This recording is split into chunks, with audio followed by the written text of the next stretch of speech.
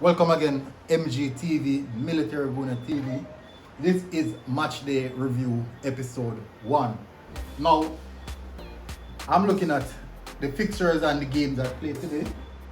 Quite good games, I would rather say, but I had a game that really disappointed me in some sense and most Arsenal fans.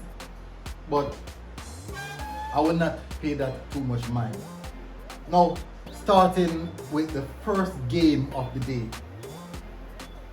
we had Newcastle versus Chelsea. How did that one pan out? Alright, let's get into it. It was a good game. My first watch along. I did a watch along for that one. I'm going to put the link in the description so you can go and check it out. Okay, so Chelsea won that game 2-0, and it was a relatively good day in the office for Chelsea Football Club. And I would definitely say Chelsea, after winning that game, they moved to the top of the table to claim the number one spot, in which all top 6 teams are rearing for at this moment. So that's it for Chelsea out of the way. They're on 20 points and they sit comfortably at the top at that particular time. Moving to the next game, where we saw Aston Villa host Brighton Old Albion, where this was a very good game, and I made a comment on Twitter about something referenced Jack Grealish. I think Jack Grealish definitely dives every opportunity he gets to do so. Now, people may say he's been fouled or bad tackled, but I do believe that he prepares himself each time for contact so that he can go down and claim a free kick. So the statistics that state that Jack Grealish is the most fouled player in the Premier League, I think that is somewhat overrated or overstated. Now, if you look good and rewatch some of these games, you will definitely see how he positions his body for each contact and how he approaches that contact, and that is what allows him to go down so easily, and I definitely think it is diving. But it is winning him some free kicks in some dangerous areas, so definitely it is working. But good thing about it, I'm so happy that Aston Villa lost that game to Brighton 2-1, in which my player of the game would be Tariq Lamptey, man of the match Tariq Lamptey, and he ended up got a red card. It's an okay red card in which he did put himself in the position to make that tackle, but what I do believe is the first yellow was a bit harsh. It was a bit harsh, but Brighton won that game 2-1, and my man of the match Tariq Lamptey got red card, and he hurt my fantasy Premier League team pretty much really bad. Moving on to the next game of the day, in which the one that hurt my soul so much was Tottenham Hotspur versus Manchester City. Now, Tottenham won this game 2-0, where we saw it was definitely a smash and grab and a masterclass from Mourinho. Now, let me get into a bit of statistics in this game, just to highlight why I said it was a smash and grab. Manchester City had 67% possession, they had 22 shots and 5 on target. They made 599 passes. Now, in comparison to Tottenham, they had 4 shots, 2 on target, 2 goals. In comparison to the 22 shots, 5 on target, no goal. And they only had 33% possession. only summing up 318 passes in total. Definitely a smash and grab and a masterclass from Mourinho. And this game would definitely put Tottenham Hotspurs on the top of the table, which hurt most Arsenal fans. We know it will not last, but because it happened, and the reasons and the circumstances that are surrounding Arsenal Football Club at this moment, it definitely gives a negative impact in regards to how we're playing and what we are doing as a club. Now, moving on to the next game. Massive controversy, lots of issues, and as we see again, Manchester United winning the game by the officiating of VAR. Also, where we see in this game is that the statistics really does not tell the full tale of this game.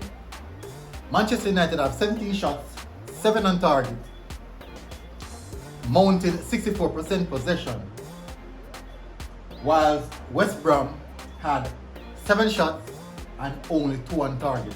Now, there are quite a few issues where we saw refereeing decision went against West Brom and went in favor of Manchester United. Now we see incidents where West Brom should have clearly gotten a penalty and the referee overthrow it, and then now in a latter sense the Manchester United was already awarded a penalty, and controversial things occurred in which the penalty was retaken because of the keeper moving off his line. But these are some of the factors that we do believe that Manchester United are getting away with a lot of murder. I'm not being salty, but I'm being really and truly honest. And that would definitely see the end of the match day 1 episode 1. Now, as we see the table, as how it stands, it is Tottenham on the top of the table, which hurt me so much. They have mounted 20 points from 9 games, scoring 21 goals and conceding only 9, with a goal differential of 12. That statistics is really good. It's definitely really good. Now, Chelsea are second on the table, mounting 18 points, play 9 games, where they won 5, draw 3, and lost 1. Scored 22 goals, conceded 10, and their goal differential is 12. Now, the two North London clubs are really shining. What is going to happen to the next North London club?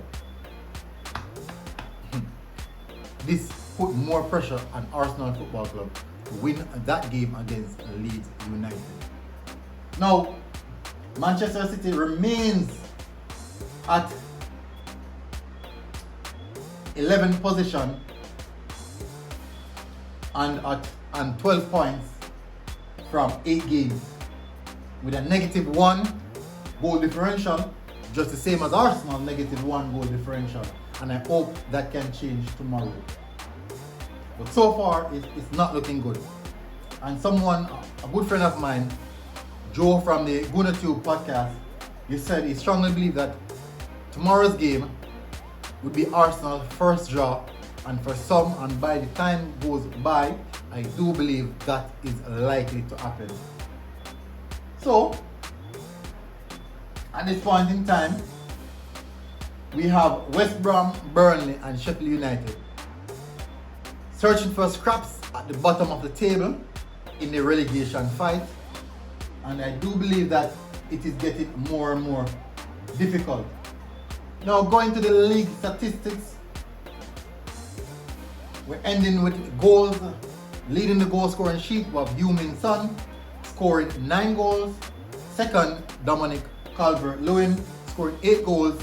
Then we have Jamie Vardy, 8 goals. Mohamed Salah, 8 goals. And Harry Kane on 7 goals.